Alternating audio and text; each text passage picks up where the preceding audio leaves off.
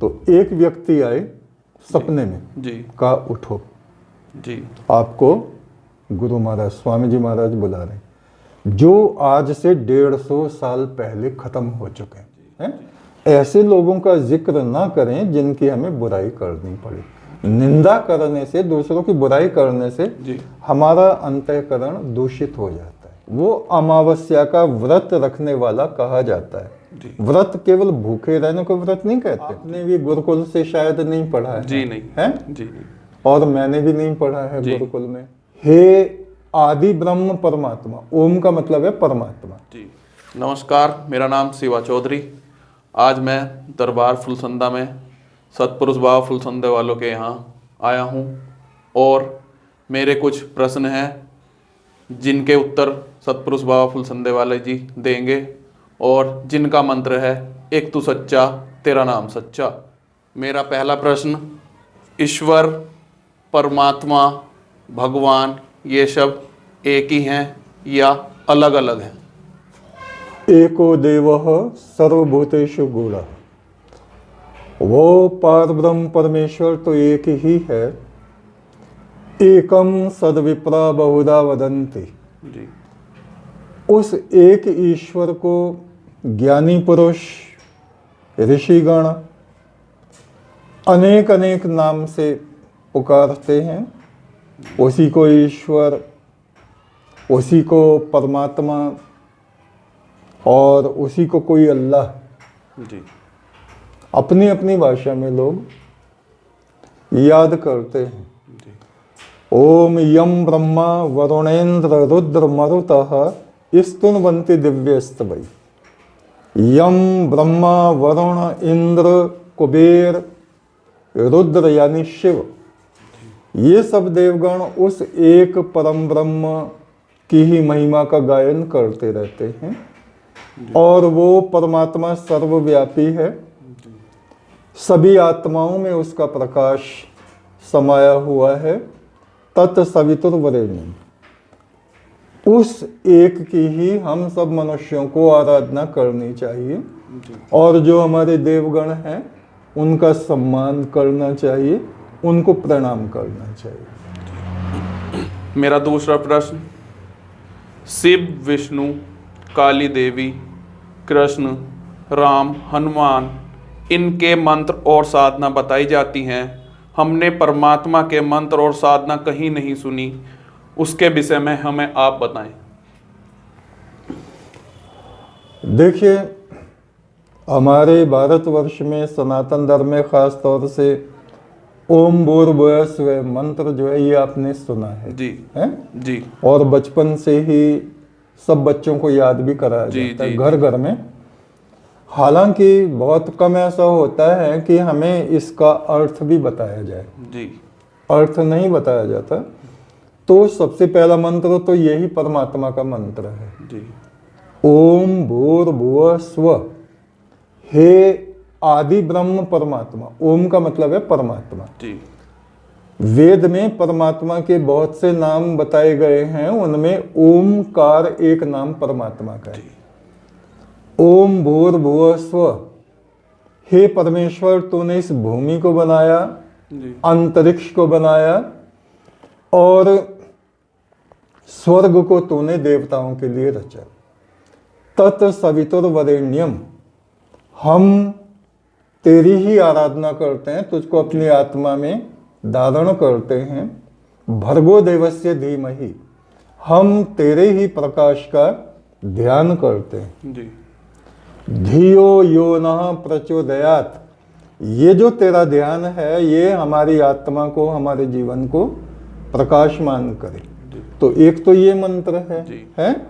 और हम देखते हैं, अगर आपने गीता पढ़ी हो तो उसके शुरू में, बिल्कुल शुरू में एक मंत्र लिखा हुआ है, ओम श्री परमात्मने नमः। जी है, तो ये परमात्मा का मंत्र है। और जो हम लोग बोलते हैं एक तू सच्चा तेरा नाम सच्चा, ये पार ब्रह्म परमेश्वर का मंत्र है और ये वेद सम्मत है। एको देवः, वो एक है। तत्सत, वो ही सत्य है।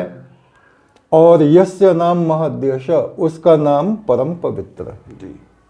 तो इस प्रकार से, और एक और बहुत प्रसिद्ध मंत्र आता है यजुर्वेद में, तस्मै ज्येष्ठाय ब्रह्मणे नमः। जी। उस महानतम परमात्मा को मैं प्रणाम करता हूं। तो ये तो मंत्र हैं परमात्मा के। और परमात्मा की साधना कैसे होती है? वो यम नियम के द्वारा। यम नियम क्या होते हैं? 10 सिद्धांत होते हैं। उसमें पहला है अहिंसा।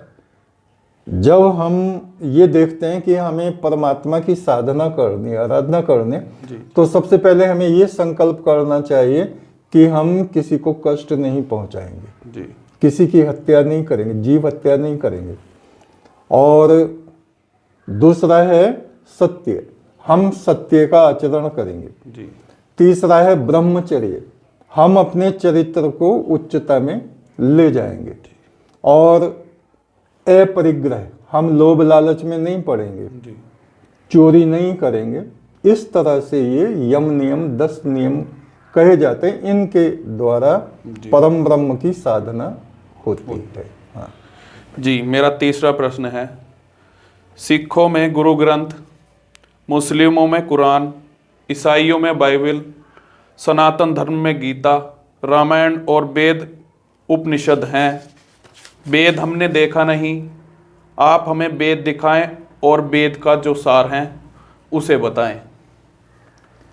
ये सबसे बड़ी समस्या है। उठाओ ये, कि हम लोगों की पढ़ाई अगर गुरुकुल में होती ना। जी। आपने भी गुरुकुल से शायद नहीं पढ़ा है? जी नहीं है? जी नहीं। और मैंने भी नहीं पढ़ा है जी। गुरुकुल में। तो इंग्लिश स्कूलों से हम लोगों ने पढ़ा। जी। तो वहाँ वेद वगैरह ये पढ़ाया नहीं जाता, दिखाया नहीं जाता। और जो गुरुकुल हैं वहाँ पे वैदिक शिक्षा है। जी। तो संसार की सबसे प्राचीनतम वाणी जो है वो वेद है। जी। और ये आप देखें, ये वेद है। जी। इसमें हम दिखाते हैं आपको, जो सामवेद है, ये सामवेद का जो पहला मंत्र है ना। जी। आप इसको देखें, अग्न आ या ही वीतये गृणानो हव्य दातये नी होता सत्सी बहर्षि। 3 पंक्तियां, 3 पद हैं इसके, इसी को गायत्री कहा जाता है। जी। हैं?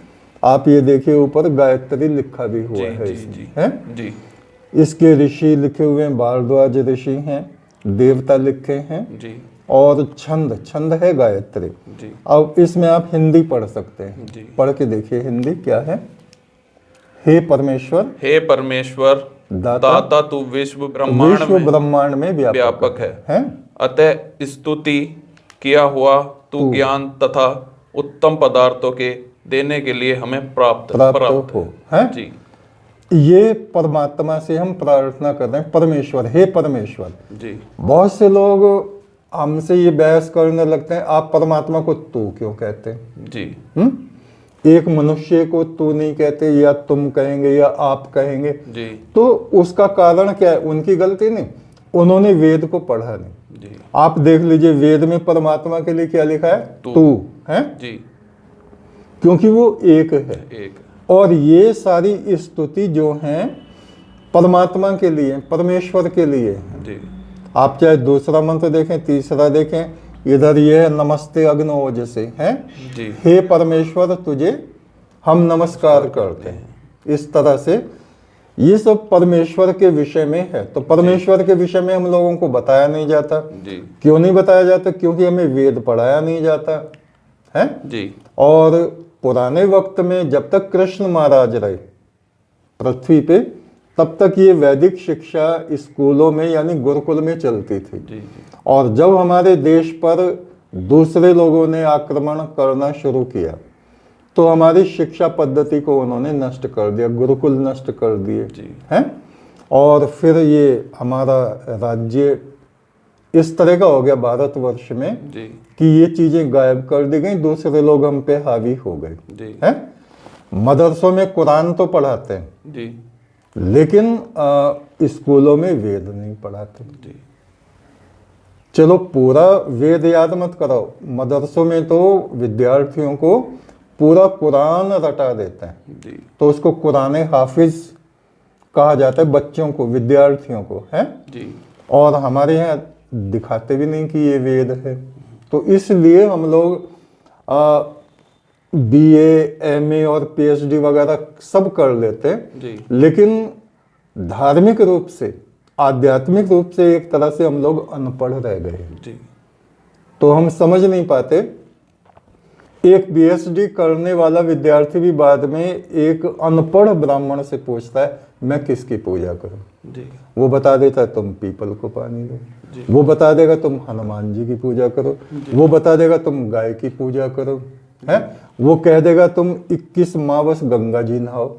गंगा नहाना भी ठीक है, गाय को रोटी देना भी ठीक है, वृक्षों को पानी देना भी ठीक है, लेकिन वो ये भी तो बताएं कि ये हम, या कह देंगे गणेश जी की पूजा करो, शिव जी की पूजा करो, जी हनुमान की करो, तो ये नहीं बताने के कि शिव जी किसकी पूजा करते हैं माला लेके, जी जी या हनुमान जी ने खुद वेद पढ़े, उनको पता ही नहीं है ये चीज। तो हमारे बुजुर्ग भी मतलब आध्यात्मिक रूप से एक तरह से उनको जानकारी नहीं रही, तो हम लोगों को भी नहीं है। तो हमें सबसे पहले हमारे विद्यार्थियों को और पढ़े लिखे लोगों को, और ख़ास तौर से जो आध्यात्म में जिज्ञासा रखते हैं, जी उनको सबसे पहले वेद पढ़ना चाहिए। भगवान शिव ने अपने पुत्र कार्तिकेय को कहा था कि जिसने वेद ना पढ़ा हो उसको कभी आत्मा का ज्ञान मत देना। जी क्योंकि पहले विद्यार्थी को वेद आना चाहिए। चारों वेद पूरे भले ही ना पढ़ें, लेकिन चारों वेदों का एक एक सूक्त भी अगर पढ़ लें हम लोग, जी तो हमें पता चल जाता है कि हमें किसकी पूजा करनी चाहिए, परमात्मा क्या है, जी हैं, और आगे को हम कैसे चलें। जी तो ये वेद है और आपने इसको देखा।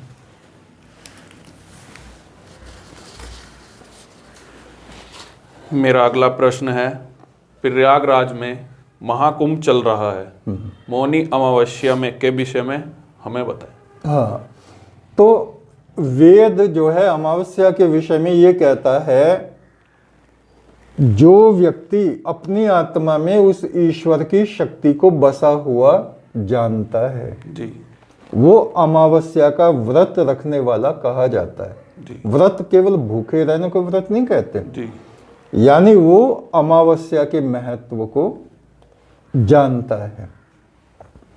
और ये मौनी अमावस है, इसमें मौन रखा जाता है, जी मौन रह के उपवास भी रखते हैं, और मौन रहने से मोक्ष का चिंतन होता है। जी जितना ज़्यादा हम लोग बोलते हैं उतना ज़्यादा कलह कलेश हमारे जीवन में बढ़ता चला जाता है, उतना उल्टी सीधी वार्ताएं हम करते हैं, जी कभी झूठ बोलते हैं, कभी कुछ कहते हैं, कभी कुछ कहते हैं। तो ये मौनी अमावस माघ महीने में ये आती है, जी और ये बहुत महत्वपूर्ण मानी जाती है कि इस दिन कम से कम हम मौन रह के परम ब्रह्म की आराधना करें, साधना करें, मंत्र जपें, दान इत्यादि करें, जी है। और उसका बहुत ज़्यादा महत्व माना गया है। कम से कम पूर्णिमा और अमावस्या को महीने में 2 दफ़ा हम लोग ईश्वर चिंतन करें, आत्मा में शांति को धारण करें। जी और पूर्णिमा का जो दिया है वेद में वो ये है कि शुभ कार्यों को कभी अधूरा ना छोड़ें। जी जो अपने जीवन में हम शुभ संकल्प लेते हैं उनको जो पूर्ण करता है उसको पूर्णिमा का व्रत धारण करने वाला व्यक्ति कहा जाता है। जी अच्छा, अब आपने कुंभ की बात कही। जी 12 वर्ष में कुंभ आता है, जी और 12 दफा आ गया तो 12वां कुंभ जो है वो 144 वर्ष में आता है। जी तो ये महाकुंभ ऐसा ही है। और अमृत कुंभ इसको कहा जाता है, जो देव और दैत्यों ने समुद्र मंथन किया था उसमें से धन्वंतरी जी जो देवताओं के वैद हैं वो अमृत कलश लेके निकले थे सबको पिलाने के लिए। और अमृत वास्तव में वेद ज्ञान ही अमृत है, जी ईश्वरीय ज्ञान जो है। और उस ज्ञान के अनुसार अगर हम अपने जीवन में चलते हैं तो हम परम शांति को प्राप्त करते हैं। रहा जो ये महाकुंभ चल रहा है, अमृत कुंभ है, जी इसमें इतने अखाड़े, इतने साधु, देश विदेश से लोग एक जगह इकट्ठे होते हैं, आपस में विचार विमर्श होते हैं, बहुत सी समस्याएं भी हल होती हैं, महापुरुषों के दर्शन हमें होते हैं। तो इसमें हमारी श्रद्धा सबकी है, जी सब लोगों की श्रद्धा है। तो उसका खास महत्व यह है कि हमें जीवन का असली मार्ग महापुरुषों से प्राप्त हो जाता है। वैसे तो जो हमारे गुरु हैं, जो आध्यात्मिक गुरु हैं, वो ही हमको वो मार्ग देते हैं। गुरु का महत्व इतना है कि गुरु की बराबरी दूसरा कोई कर नहीं सकता। जी लेकिन जगह जगह महाकुंभ में सभाएं होती हैं, महात्माओं के प्रवचन होते हैं, हमारे मन में कोई विचार है वो हम दूसरों से शेयर कर सकते हैं या कुछ पूछ सकते हैं। इसलिए इसका बहुत ज़्यादा महत्व हमें समझना चाहिए। जी जी मेरा अगला प्रश्न है, हमने सुना है मृत्युदेव यम ने आपको पारब्रह्म परमेश्वर से मिलाया था, क्या ये बात सत्य है? हाँ, 19 वर्षीय अवस्था में भगवान यम, मृत्यु के देवता, हमारे शरीर से हमारी आत्मा को निकाल के ले गए थे जी। और उन्होंने दिखाया ये स्वर्ग है, ये नरक है, ये देवलोक है, ये फरिश्ते हैं, ये पैगंबर है। 1,24,000 पैगंबर हैं जी। और उन्होंने हमें एक पहाड़ दिखाया। उन्होंने कहा ये निर्जरा पर्वत है और उसके चारों तरफ बहुत सारे व्यक्ति बैठे हुए ध्यान कर रहे हैं, योगी। तो उन्होंने कहा, मृत्युदेव यम ने, तुम्हें पता है ये कौन लोग? मैंने कहा नहीं, कि ये तुम्हारे पिछले जन्मों के शरीर हैं जी। इतने शरीर थे कि उनको कोई भी गिन नहीं सकता था, गिनना असंभव था, कि इतने जन्मों से तुम परम ब्रह्म का तप करते चले आ रहे हो। जी। तो ये तो वो ही जान सकते, मैं तो केवल दर्शक था, देखने वालों में से था। तो वो ले गए थे और परम ब्रह्म तक वो मुझको ले गए और वहीं पे ये आवाज़ गूंजती थी, एक तू सच्चा, तेरा नाम सच्चा, बिल्कुल सत्य घटना। हाँ। जी मेरा अगला प्रश्न है, क्या स्वर्ग और नरक वास्तव में हैं, होते हैं? धन की देवी और कुबेर आपस में मिले थे? हाँ, जब देखिए मृत्युदेव हमें नरक में भी ले गए। उन्होंने कहा आप नरक को देखो जी। कि यहाँ कैसे कैसे लोग हैं, पापात्माएं, उनको यहाँ यातनाएं दी जाती हैं। और स्वर्ग भी उन्होंने हमें दिखाया, सूर्यलोक में भी जो सूरज चमकता है ना हमें दिन में जी। इसके अंदर भी ले गए। और वहाँ जब हम जाते थे तो बहुत से देवता और धन के देवता, जी। धन की देवी वहाँ आई और उन्होंने बहुत सोना चांदी जेवरात के ढेर लगा दिए। कहा ये ले लो।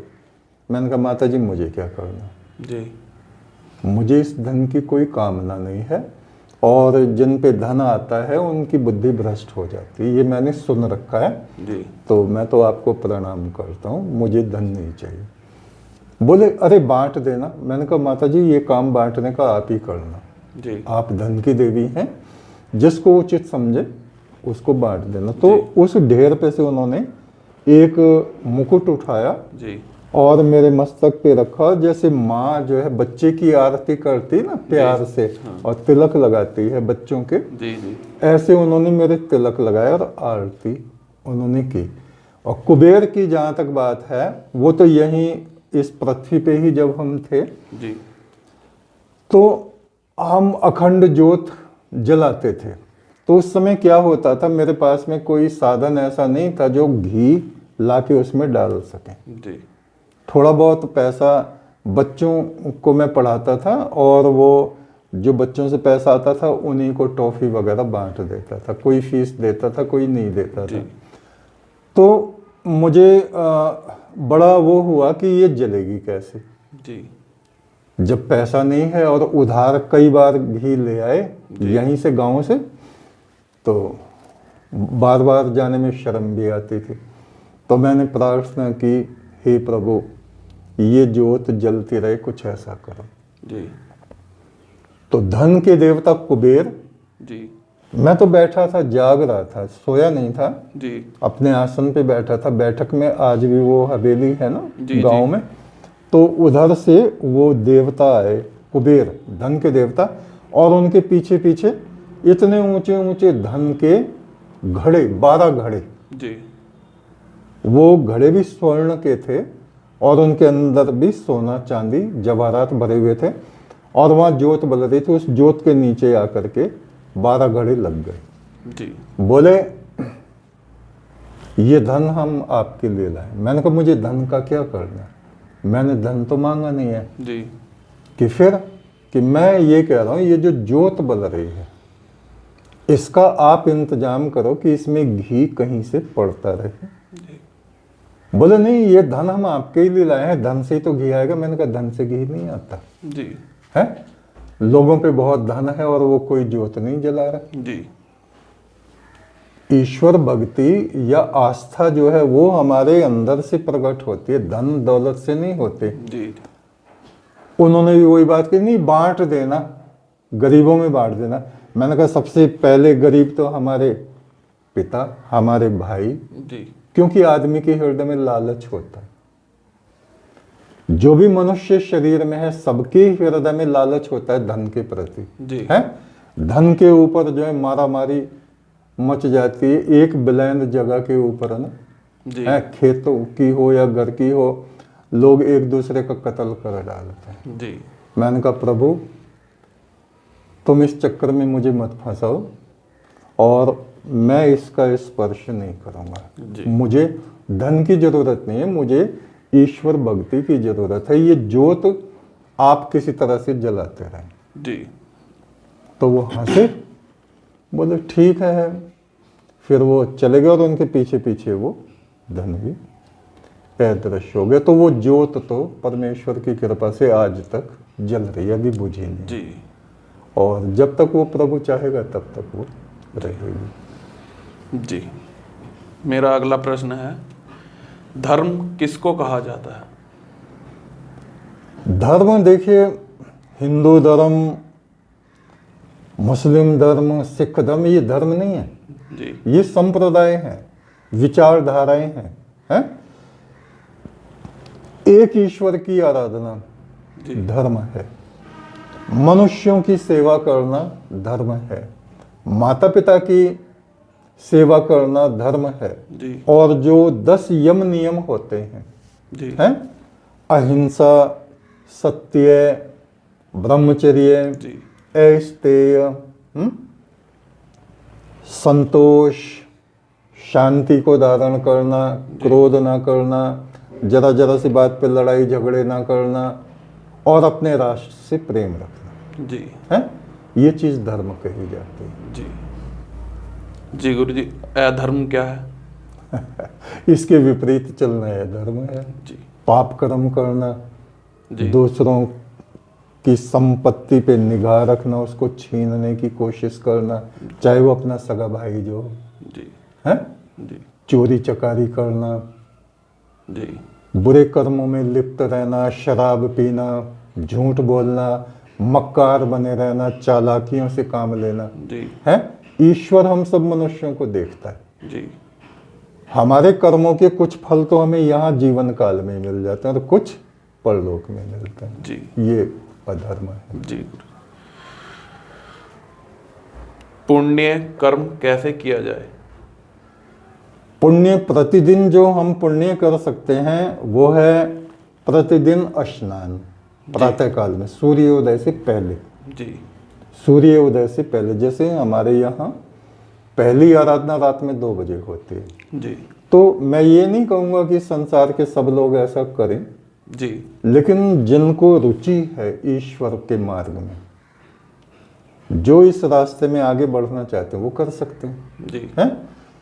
और यानी सूर्य उदय होने से पहले पहले स्नान करें, जी फिर परम ब्रह्म की आराधना करें, मंत्र जपें। हम तो वही मंत्र जपते हैं, एक तू सच्चा तेरा नाम जी। सच्चा है, सबसे सरल और ईश्वर प्रदत्त ये मंत्र है। जब उस प्रभु ने बुलाया तो ये मंत्र भी जी वहां हमको प्रदान किया।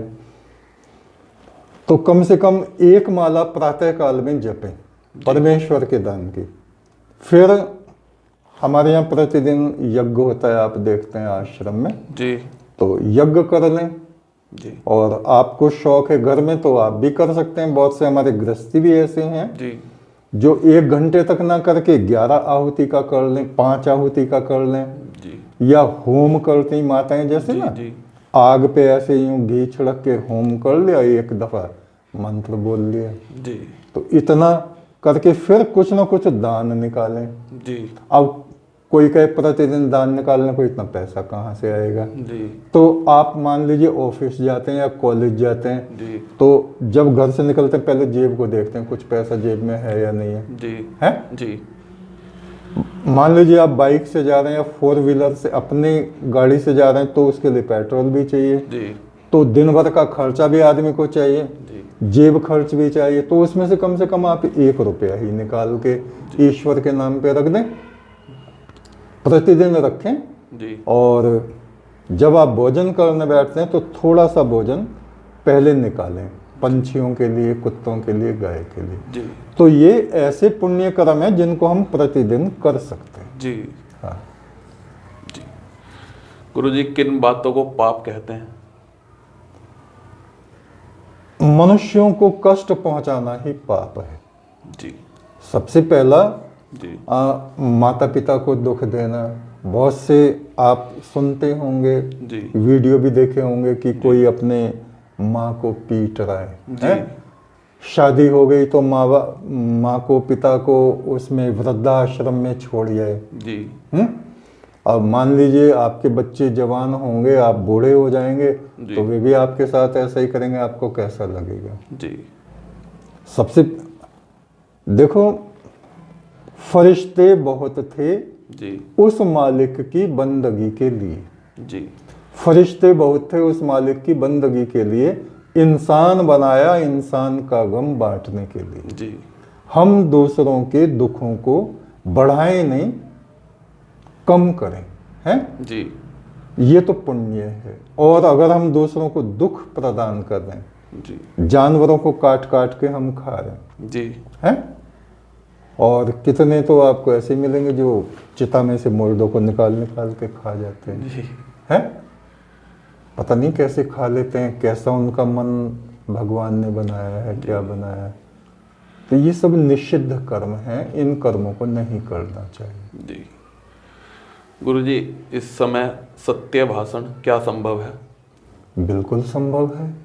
देखिए, हम प्रतिदिन ये संकल्प करते हैं कि आज हम निर्जल व्रत रखेंगे, जी पानी भी नहीं पिएंगे दिन में, जी सूर्योदय से पहले चाय वाय जो हमारा मन होता है वो खा पी लेते हैं। जी और फिर हम सोचते हैं पूरे दिन हम निर्जल उपवास रखेंगे और सूर्यास्त में भोजन वगैरह करेंगे। जी तो जब हमारा संकल्प दृढ़ होता है और हमें झूठ बोलने की आदत जी नहीं होनी चाहिए जी और जरूरत भी नहीं होती जी है। जी कुछ लोगों को तो फालतू में जो ज्यादा बड़बड़ करते हैं ना, ज्यादा बोलते हैं, वे लोग झूठ बोलते रहते हैं। जी जो आदमी सच बोलता है उसके मित्र भी उस पर विश्वास करते हैं जी और अजनबी लोग भी उस पर विश्वास करते हैं। जी जो झूठा होता है उसकी बातें भी दूसरों तक पहुंच जाती हैं, ये बड़ा मक्कार आदमी, इससे सावधान रहिए, भाई कहाँ जा रहा है? जी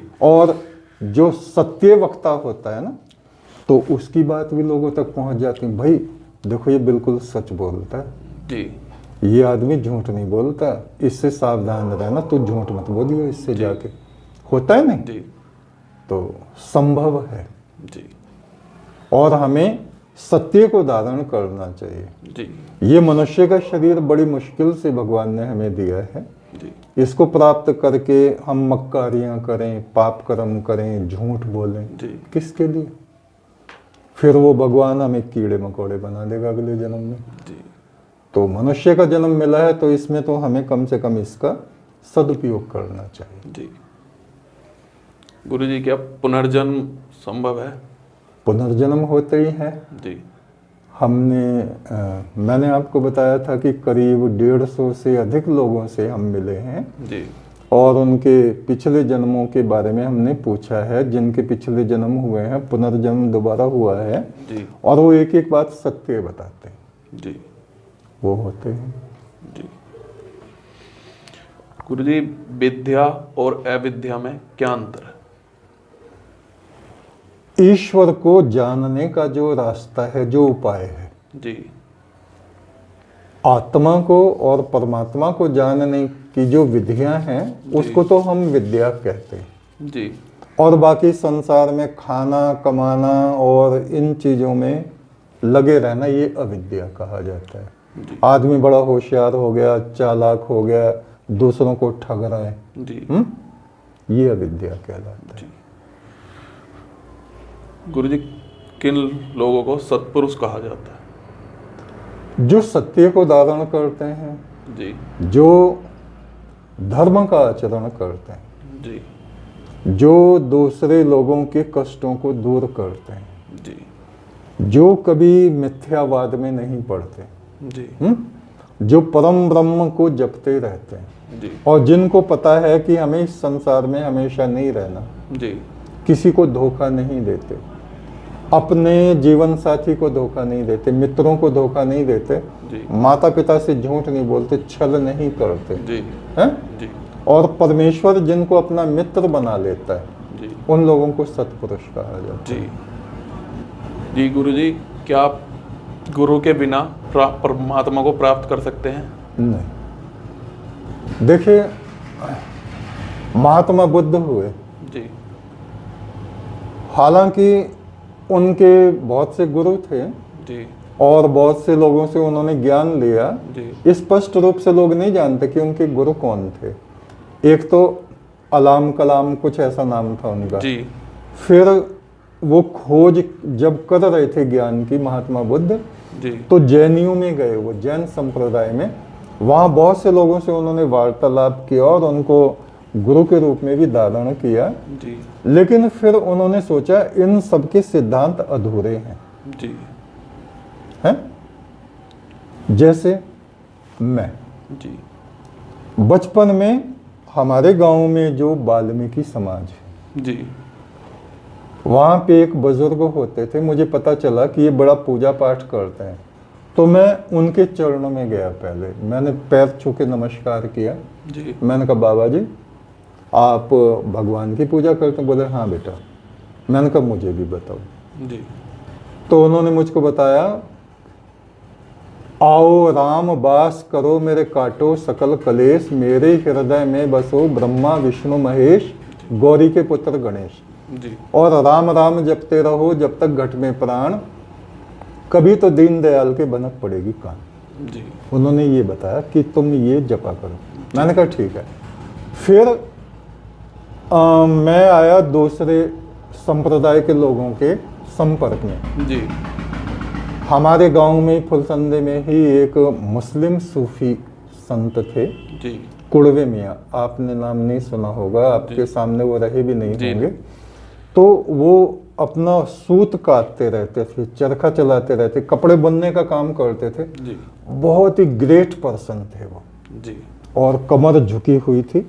जी कभी किसी से, अपने लड़कों से, पोतों से भी उन्होंने पैसा नहीं लिया, जी और रात दिन इबादत में लगे रहते थे। उनकी दृढ़ता जी और विश्वास से मेरे मन में ईश्वर के प्रति विश्वास जागृत हुआ। जी फिर हमारा ये आश्रम सड़क के पास में बना हुआ है। नारायण दास जी यहाँ आते थे, मैं उनकी सेवा में रहा जी और उनसे भी मैंने ज्ञान प्राप्त किया। फिर मेरी जो पढ़ाई हुई देहरादून में, दिल्ली में, जी वहाँ भी मैं बहुत महात्माओं के संपर्क में आया जी और मैंने उनको देखा ये क्या क्या कर रहे हैं। जी मुझे सबकी बातें अच्छी लगती थी, मैं किसी की काट नहीं करता था, जी किसी से बहस भी नहीं करता था।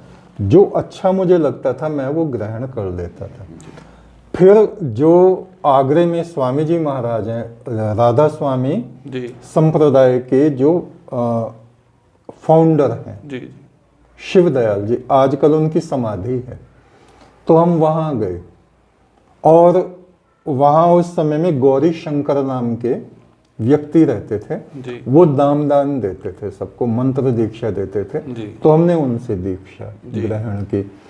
और उस रात क्या हुआ, मैं और मेरे एक और साथी थे, यहाँ फुलसंदे के ही थे वो। जी तो हम वहाँ विश्राम कर रहे थे, लेट गए थे, सो गए थे। जी तो एक व्यक्ति आए सपने में, जी कहा उठो, जी आपको गुरु महाराज स्वामी जी महाराज बुला रहे, जो आज से 150 साल पहले खत्म हो चुके हैं।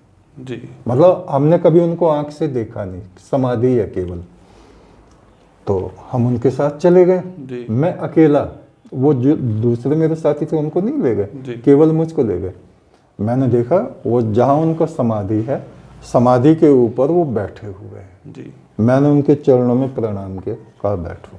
जी मैं बैठा नीचे उनके चरणों में, और वो मुझे रात भर ज्ञान उपदेश देते रहे। जी आज के वक्त में तो मुझे याद नहीं है उन्होंने क्या क्या बातें मुझको कही, जी लेकिन महापुरुषों का आशीर्वाद होता है, वो हमारे सिर पे हाथ ही रख दें जी तो समझ लो उनकी पूरी ज्योति, पूरी रोशनी हमारी आत्मा में आ गई। जी तो इस तरह से मैंने इन महान गुरुओं से सीखा। जी फिर मृत्यु के देवता भगवान यम मुझे परलोक में ले गए, उन्होंने उस ज्ञान को पूर्ण कर दिया जी कि परमात्मा क्या होता है। पहले हम भी ऐसे ही थे, कभी हम शिव जी को परमात्मा मानते थे, जी कभी कृष्ण महाराज को परमात्मा मानते थे, कभी नवरात्रे के व्रत भी मैं रखता था बचपन में। जी तो समझ में ही नहीं आती, जो हमारे घरों में होता है आप भी ऐसे ही करते होंगे। जी, जी। किसी ने जो बता दिया चलो पीपल को पानी दे दो तो वही दे देंगे, जी क्या जा रहा है भाई, जो बता रहा है ऐसे ही कर लो, जी है। लेकिन उन्होंने, मृत्यु देव ने हमें समझा दिया कि देवी देवता अपनी जगह है, ये ईश्वर नहीं है, जी ये ईश्वर की किरणें हैं। जी और जितनी भी आत्माएं हैं वो सब परमात्मा की रोशनियां हैं। जी वो जो पूर्ण ब्रह्म परमात्मा है उसकी ही हमें आराधना करनी चाहिए। जी। तो तब से मेरा विश्वास उसमें पक्का हो गया। तो मैं समझता हूँ बिना गुरु के मार्गदर्शन के कोई भी उस परमात्मा के निकट नहीं पहुंच सकता, ना उसकी साधना कर सकता है। जी गुरु ऐसी चीज है जहां कोई भी हमारी मदद नहीं करता, जी ना देवी, ना देवता, ना पैगंबर, ना कोई नहीं। जी वहां हमारे गुरु जी हमारी रक्षा करते हैं, हमें संभालते हैं जी और अपनी गोद में उठा के परमात्मा तक ले जाते हैं। ये मेरा विश्वास है। जी जी गुरुजी कैसे होने चाहिए और उनके मंत्र कैसे होने चाहिए? गुरु जो है मतलब निष्कपट होना चाहिए, जी उसको लोभ नहीं होना चाहिए, जी उसकी दृष्टि तुम्हारी जेब पे नहीं होनी चाहिए कि ये चेला आया है, ये कितने पैसे मुझे दे सकता है। जी ये पाखंडवाद नहीं होना चाहिए, जी है। जी और वो परम ब्रह्म की आराधना स्वयं करते हो जी और उसी का उपदेश हमें करें। जी ये नहीं कि चलो तुम शमशान की पूजा कर लो और वहाँ तुम्हें धन के घड़े मिल जाएंगे और तुम किसी को भी वो कर लोगे, वशीकरण कर दोगे, जी है।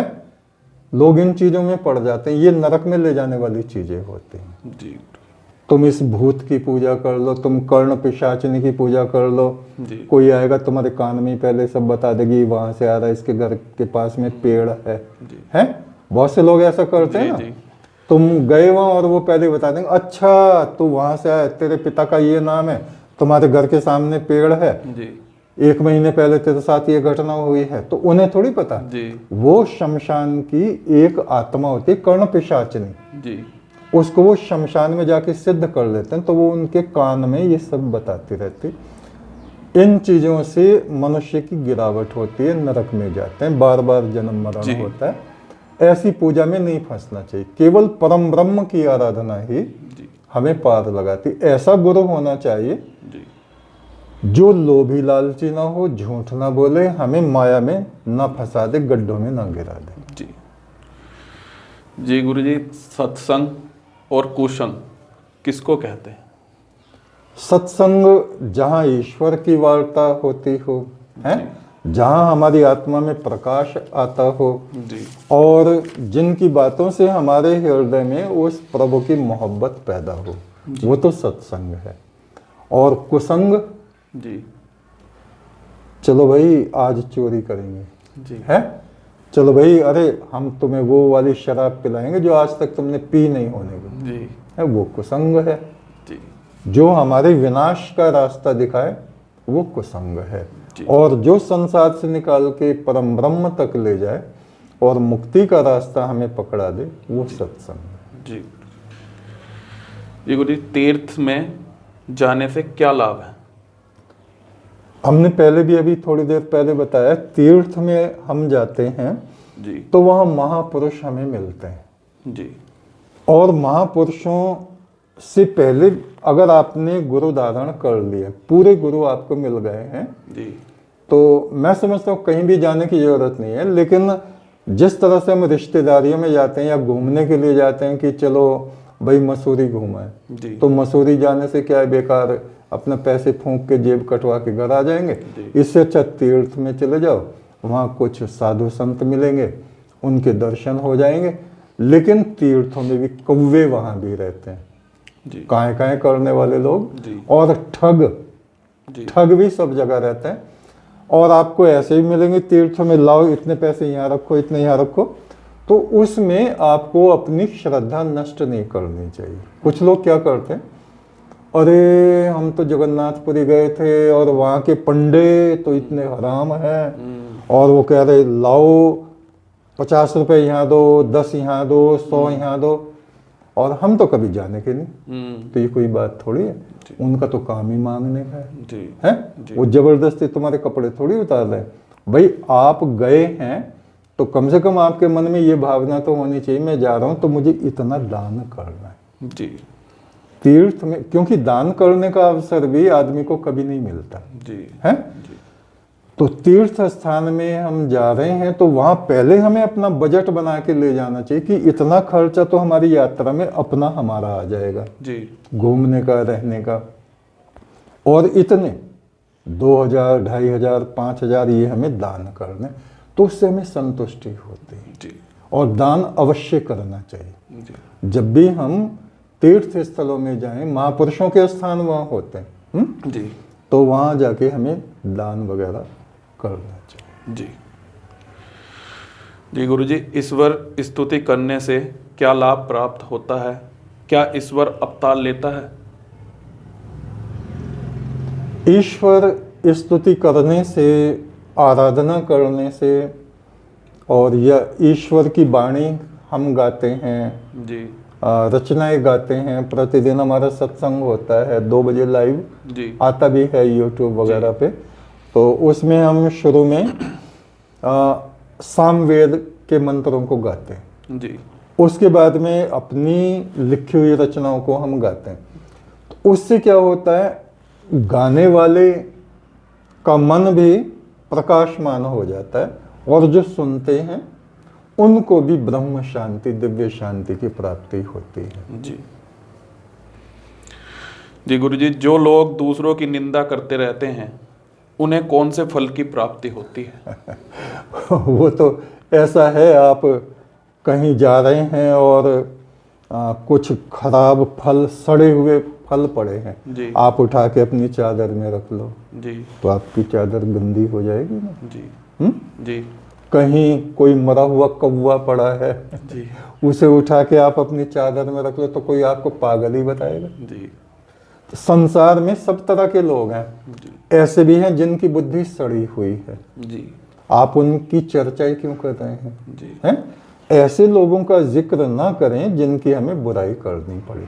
निंदा करने से, दूसरों की बुराई करने से जी हमारा अंतःकरण दूषित हो जाता है। जी जैसे सड़ा हुआ फल जी अपने आंचल में हम रखें, चादर में रखें, जी मरा हुआ कौवा अपने कपड़े में रख लें, तो उसकी बदबू और उसका ब्लड और उसका और दूसरी गंदी चीजें ना हमें दूषित कर देती। ऐसे ही दूसरों की बुराइयां हमारे मन को, आत्मा को, जीवन को दूषित कर देती हैं। किसी की निंदा तो करनी नहीं चाहिए। जी हाँ जी गुरुजी, प्रार्थना करने से क्या लाभ प्राप्त होता है?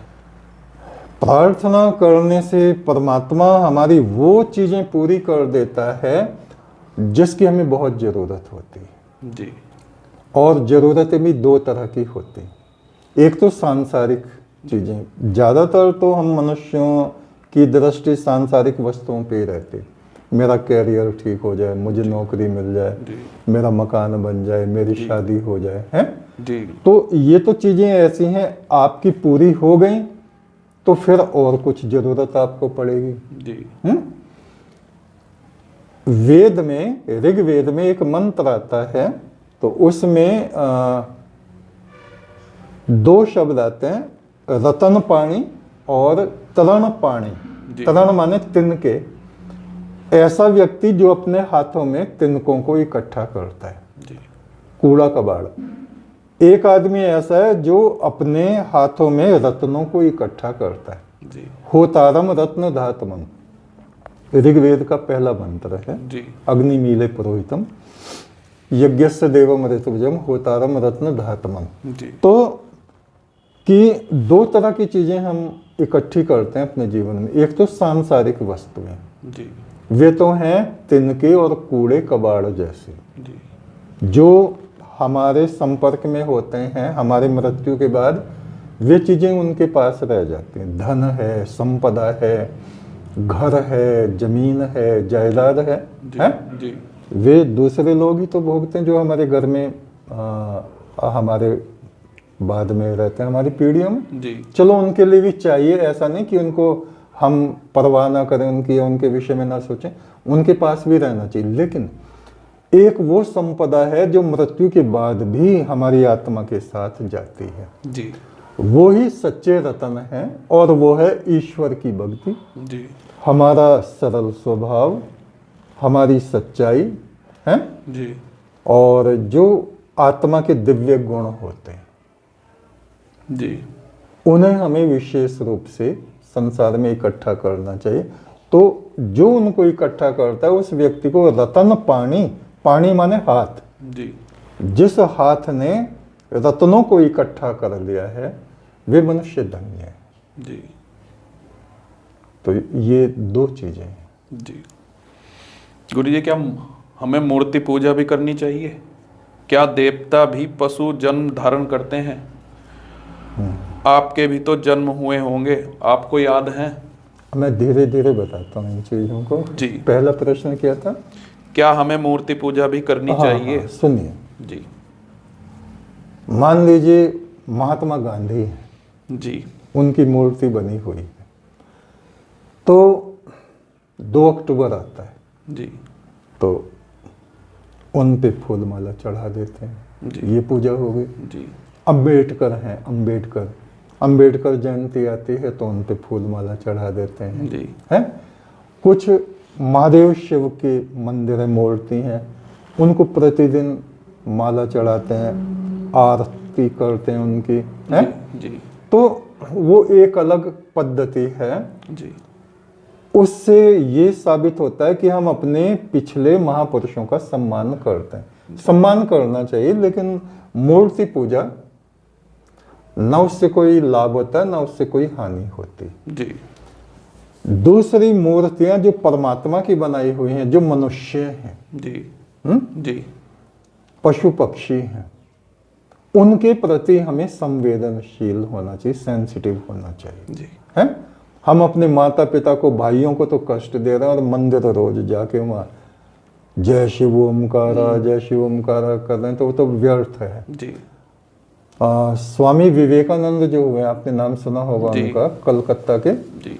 तो उन्होंने क्या कहा है कि जितनी भी मंदिरों की मूर्तियां पत्थरों की, पीतल की, मेरा वचन नहीं है, कभी कोई मुझको कमेंट्स करे, जी।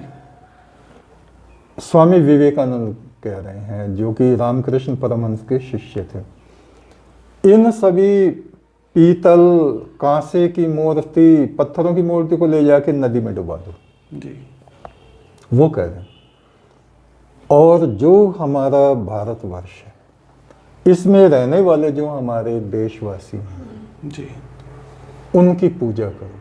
पूजा करने से मतलब ये नहीं कि हर एक के घर में आरती सजा के ले जाओ और उनके मुंह के आगे घुमाओ, ये नहीं जी यानी उनके जीवन को देखो, जी उनकी मदद करो, उनके महत्व को समझो, उनको अपमानित ना करो जात पात के नाम पे, जी है ये उनकी पूजा हो गई। जी तो ईश्वर ने जो मूर्तियां बनाई हैं मनुष्यों की, जी पशु पक्षियों की, उनके महत्व को हम समझें, जी उनकी सेवा करें, ये मतलब है। जी। क्या देवता भी पशु जन्म धारण करते हैं? हाँ हाँ, अब देखो ये दूसरा प्रश्न है। जी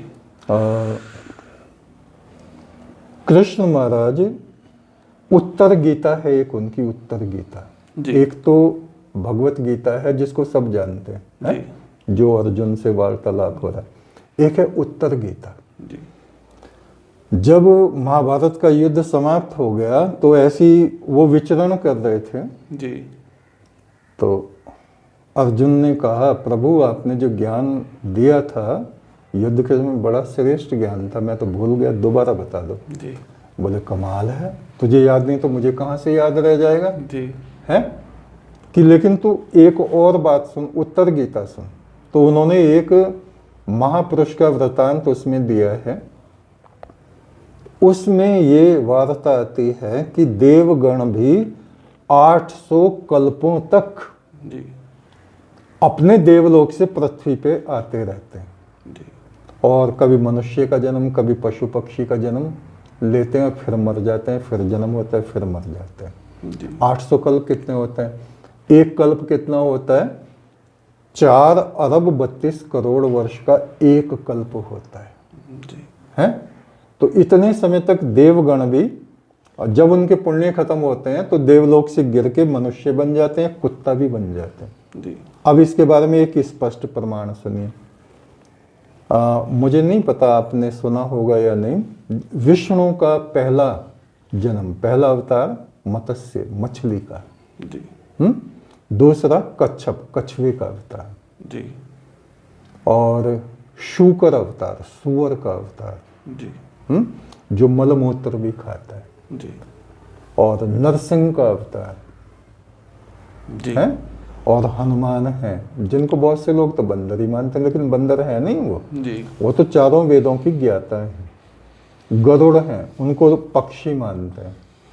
पक्षी उड़ने वाले पक्षी नहीं है, वो एक पक्ष, 2 पक्ष होते हैं महीने में, जी एक कृष्ण पक्ष, एक शुक्ल पक्ष, जी। उनमें एक पक्ष के अलग तरह के व्रत, दूसरे में दूसरी तरह के व्रत रखने वालों को पक्षी महात्मा कहा जाता है। जी काकभषणी हैं, जी वे कौवा नहीं है, ऋषि हैं। तो मैं ये कह रहा हूँ, मैंने विष्णु के आपको जन्म बताया, जी तो देवता भी पशुओं के शरीर में भी चले जाते हैं। जी एक मैत्रेय मुनि हुए हमारे यहाँ, बहुत श्रेष्ठ।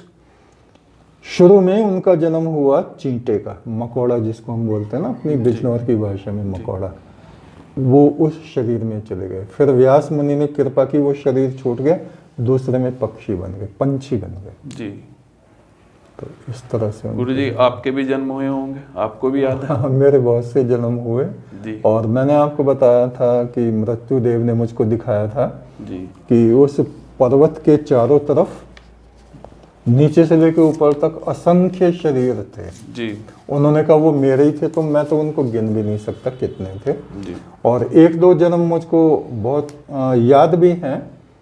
एक तो ऐसा मेरा जन्म हुआ था यूनान में, जी यूनान में हुआ था, और वो हम लोगों का एक ग्रुप था, देवता कहे जाते थे यूनान में जी प्राचीन काल में, और आज भी उनके स्थान है, पर्वत है, ओलंपस पर्वत है। जी तो वहाँ प्रोमेथियस नाम था उसका। जी तो हम लोग आग लेने गए थे सूर्य से।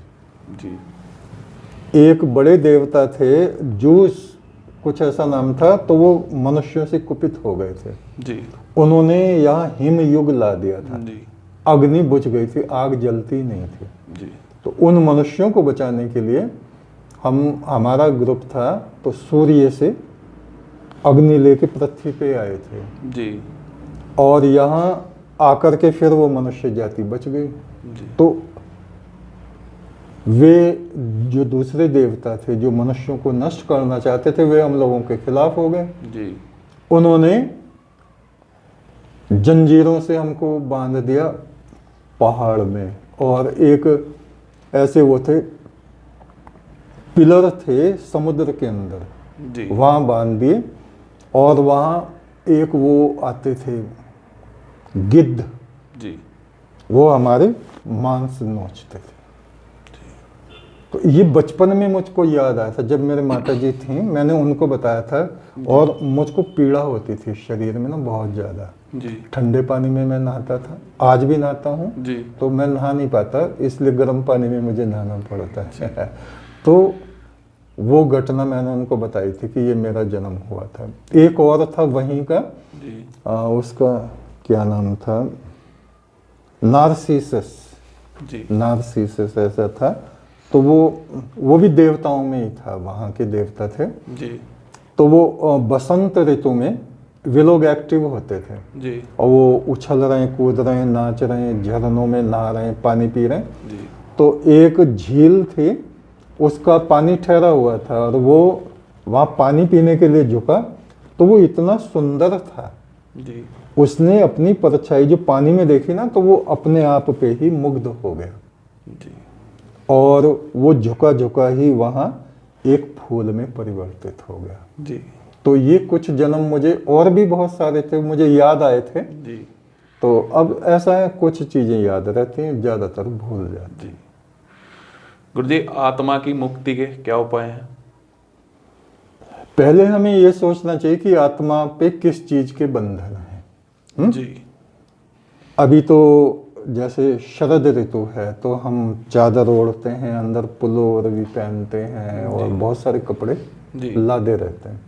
और जब गर्मी लगती है, गर्मी ग्रीष्म ऋतु आती, एक एक कपड़ा हम उतार देते हैं। जी और गांव की तो हमारी कल्चर हम जानते ही हैं, जी। हैं? उसमें तो लोग बनियान में और नेकर में ही घूमते रहते हैं। जी जी तो हमारे बंधन क्या है? बंधन है हमारा क्रोध, जी हमारे दुख, जी है हमारी समस्याएं, जी ये हमारे अपने द्वारा ही पैदा की जाती हैं, जी और हमारी कामनाएं। जी तो जितनी कामनाओं को हम कम कर लेते हैं, जितनी जरूरतों को कम कर लेते हैं। अब देखिए, मान लीजिए मेरा निर्जल व्रत है आज, है, सुबह से शाम तक मुझे पानी तक पीने की जरूरत नहीं है, जी और आप मेरे मेहमान हैं, तो मैं कहूँगा लीजिए साहब चाय तो पी लो, तो आपको पीनी पड़ेगी, जी बिल्कुल है, जी। अगर आपके व्रत नहीं है। जी तो इस तरह से जो साधु संत होते हैं, ऋषि गण हमारे होते हैं, वो अपनी जरूरतों को कम करते चले जाते हैं। जी और जैनियों में आप देखिए, वो तो कपड़े भी उतार देते हैं अपने, उनकी भी जरूरत उनको महसूस नहीं होती जी है, हालांकि लोग देखने वालों को अच्छा नहीं लगता, जी और लेकिन वो अपनी ज़रूरतें इतनी कम कर लेते हैं। तो जब हमारी इच्छाएं बिल्कुल शून्य हो जाती हैं, जी तो आत्मा का मोक्ष हो जाता है। जी जी गुरुजी, मनुष्य की शुद्धि कैसे होती है? शुद्ध कर्म करने से शुद्धि होती है, अशुद्ध कर्म करने से हम मन अशुद्ध होता है, वाणी अशुद्ध हो जाती है, जी कर्म अशुद्ध हो जाते हैं, और फिर दुख के रूप में हमें उनके फल प्राप्त होते जी हैं। गुरुजी, क्या हमें जात पात को मानना चाहिए? नहीं, जात में जोत, जोत में जाता, अकल कला भरपूर रहा। परमात्मा से हम सबकी उत्पत्ति, जी जितनी भी आत्माएं हैं, जी। हमारा मनुष्य समाज है इस पृथ्वी पे, जी चाहे वो किसी भी विचारधारा को मानता है, जी चाहे कोई जंगलों में ऐसी जगह पैदा हुआ है जो बेचारे शिकार वगैरह करते हैं, जी। पक्षियों को मारते हैं, जी पशुओं की खाल उतार के बेचते हैं, वो कारोबार उनका है, जी तो उनको लोग चंडाल बोलते हैं। जी एक वो है ब्राह्मण हैं जो परम ब्रह्म में लगे रहते हैं, उसकी आराधना में लगे रहते हैं। जी ये तो ईश्वर ने उनको वो काम दे दिया, उनको वो काम दे दिया, किसी को लोहे का काम दे दिया तो वो लोहार कहलाने लगे जी हैं, हम लोगों को खेती का काम दे दिया, हम लोग किसान कहलाने लगे। जी तो जात पात को हमें बिल्कुल नहीं मानना चाहिए। सब शरीरों के अंदर मस्तक में जो ईश्वर का प्रकाश चमकता है जी उस पे हमारी दृष्टि होनी चाहिए, और प्रत्येक व्यक्ति का हमें सम्मान करना चाहिए। जी वो किसी भी धर्म में हो, किसी भी संप्रदाय में हो, सबको प्यार चाहिए और सम्मान चाहिए होता जी है? जी गुरु जी, यज्ञ करने से क्या लाभ प्राप्त होता है? हमारे यहाँ आप देखिए प्रतिदिन यज्ञ होता है, और आजकल कठोपनिषद के मंत्रों से यज्ञ हो रहा है। जी तो उन मंत्रों की ध्वनि जो गूंजती है ना, जी अग्नि के सामने जो हमारी वाणी से निकलता है, जी और उसमें गौ घृत पड़ता है, जी सुगंधित पदार्थ पड़ता है, जी हजारों किलोमीटर तक जी वो अपना असर पैदा करता है। जी तो यज्ञ हमारी देव पद्धति है, हम लोग देवपुत्र हैं, जी और जो देवताओं की पद्धति है उसमें यज्ञ आता है। जी और हमारे जो पूर्वज हैं कहते हैं कि हम लोगों को प्रतिदिन यज्ञ करना चाहिए। जी उससे एक तो हम बीमारियों से बच जाते हैं, जी दूसरे मानसिक रोगों से हम बच जाते हैं, तीसरे जीवन में बहुत कलेश सबके रहता है। जी तो वो जो पॉजिटिव वाइब्रेशंस निकलती हैं ना उससे, जी वो हमारे मन की, आत्मा की, जीवन की जी रक्षा करते हैं। एक तरह से कवच बन जाते हैं हमारे ऊपर, जी ब्रह्म कवच बन जाते हैं, जी जो हमें टूटने फूटने से बचाते हैं। जी गुरु जी, हमारे जीवन में गुरु का क्या महत्व है? गुरु के बिना तो सब अंधकार है। जी मान लीजिए आपकी एजुकेशन हुई जी है? तो वहाँ भी आपके टीचर्स, प्रोफेसर जी रहे हैं, जी हैं? तो वो तो विद्या गुरु कहलाते हैं। जी एक जब हम विशिष्ट ज्ञान ईश्वर का या आत्मा का जी प्राप्त करना चाहते हैं, जैसे भगवान यम ने नचिकेता को ज्ञान दिया तो वो उनके गुरु हुए जी हैं, और उनके उपदेश को धारण करके ही नचिकेता मुक्त आत्मा हो गया, जी पूर्ण पुरुष बन गया। जी तो गुरु का ये महत्व है कि एक पशु बुद्धि को भी जी वो देव आत्मा बना देते हैं और उस परम ब्रह्म से ले जाके मिला देते हैं। जी गुरु जी। गुरु जी, हमें कौन से ग्रंथ का पाठ सबसे पहले करना चाहिए? हमारे यहाँ गीता है, रामायण है, जी और बहुत से ग्रंथ हैं जी सनातन धर्म में, और वेद है जी हैं? जी सबसे पहले हमें वेदों का जो है स्वाध्याय करना चाहिए, और वेदों में साम वेद विद्यार्थियों के लिए जी बहुत सरल और आसान है। हमने अभी आपको दिखाया था ना, जी तो हमें शुरुआत जो है वो साम वेद से करनी चाहिए। जी जी गुरु जी, पंडित और ब्राह्मण में क्या भेद होता है?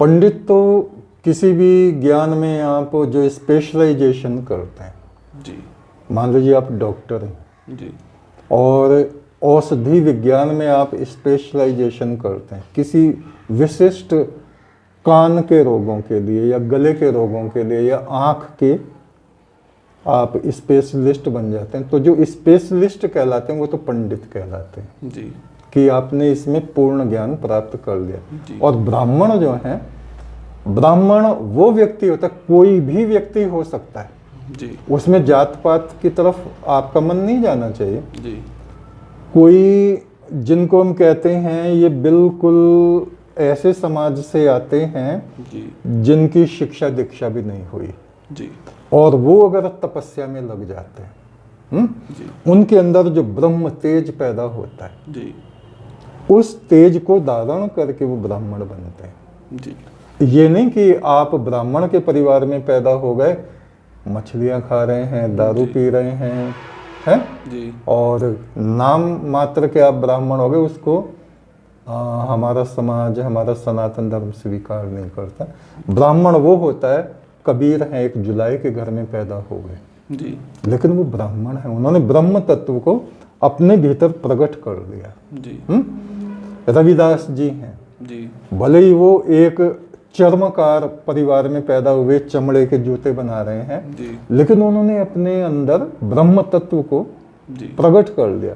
धन्ना जाट हुए राजस्थान में, जी किसान हैं, हल जोत रहे हैं, लेकिन उन्होंने विष्णु को ऐसा आकर्षित कर लिया कि वो उनके मित्र बन गए। जी ऐसे व्यक्ति ब्राह्मण कहे जाते हैं। जी। गुरुजी, माया, द्वैत, अद्वैत को कैसे समझेंगे? एक है परमात्मा जिसको हम कल्पना करते हैं जी। ज्योति है और सर्वव्यापक है, सब जगह है। जी उसमें मान लीजिए समुद्र है और समुद्र में हमने एक कटोरे में समुद्र का पानी ले लिया है। जी कटोरा बर्फ का है जी और हमारा शरीर भी बर्फ का है। जी सपोज मान लीजिए थोड़ी देर के लिए जी कल्पना कर लें, तो जो पानी समुद्र में है वो कटोरे में आ गया। कटोरा भी पानी से ही बना हुआ है, बर्फ का। हमारा शरीर भी बर्फ का है, जी मान लीजिए, है? जी तो ये हो गया अद्वैत। जी एक ही तत्व, जीव जगत जगदीश, जी सब जगह एक ही परमात्मा विद्यमान है। ये है अद्वैत।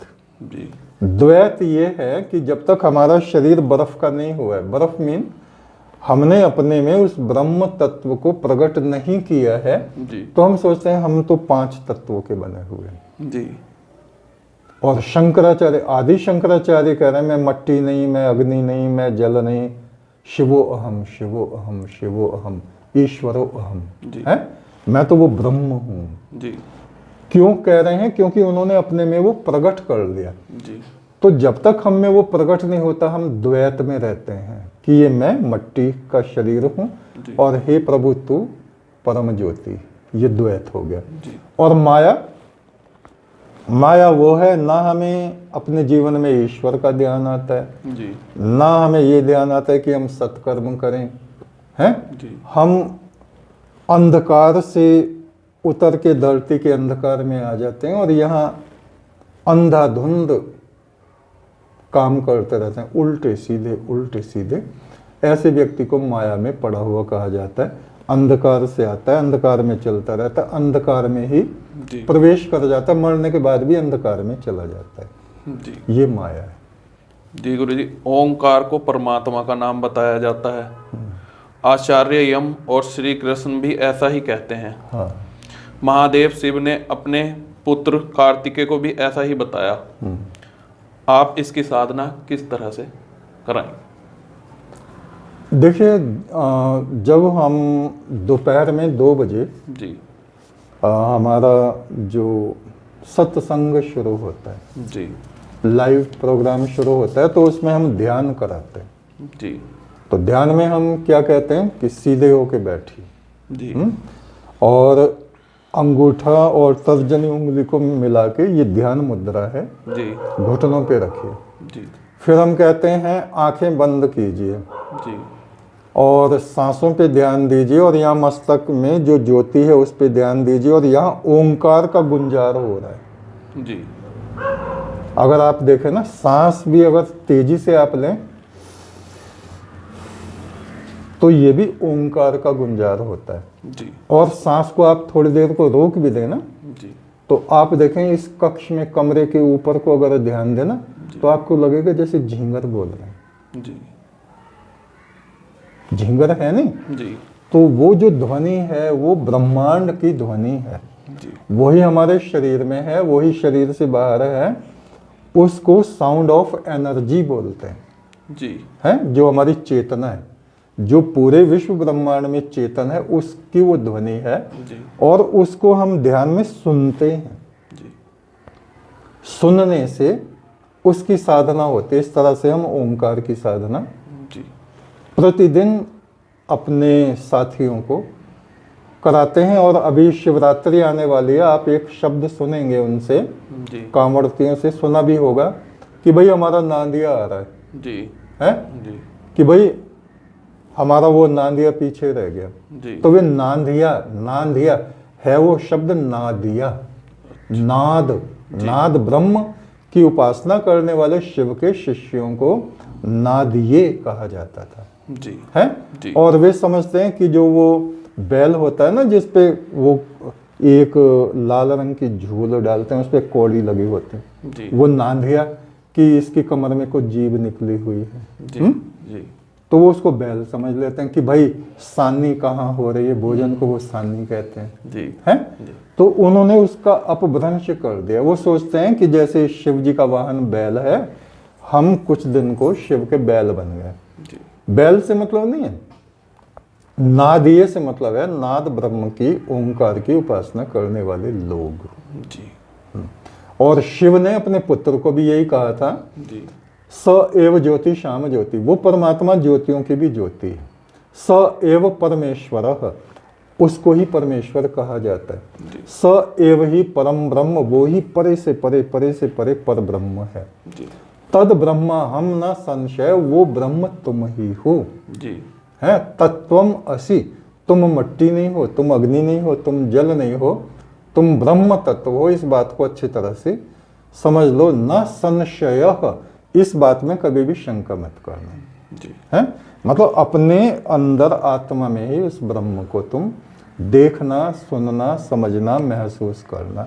अंदर भी वही है, बाहर भी वही है। जैसे बर्फ के प्याले में जी प्याला भी पानी है और उसके अंदर भी पानी है, और वो समुद्र में उसको डाल दो तो वो समुद्र भी वही है। जी इस तरह से। जी गुरु जी, वेद में नमस्ते अग्न ओजसे का क्या अर्थ है? हे प्रभु, हम तेरे आगे नतमस्तक होते हैं, जी ये मतलब है। और हमारे सनातन समाज में नमस्ते नमस्ते सबको करते हैं ना। जी तो नमस्ते का अर्थ होता है कि आपके अंदर जो परम ब्रह्म प्रकाशमान हो रहा है, मैं उसके आगे झुक रहा हूँ, ये इसका अर्थ है। गुरु जी, आर्यपुत्र देवपुत्र में क्या अंतर है? आर्य शब्द जो है वो एक मंत्र हमारे यहाँ आता है, ओम शन्नो मित्र शन्न वरुणा शन्नो भवत अर्यमा। जी अर्य से ही आर्य बना है।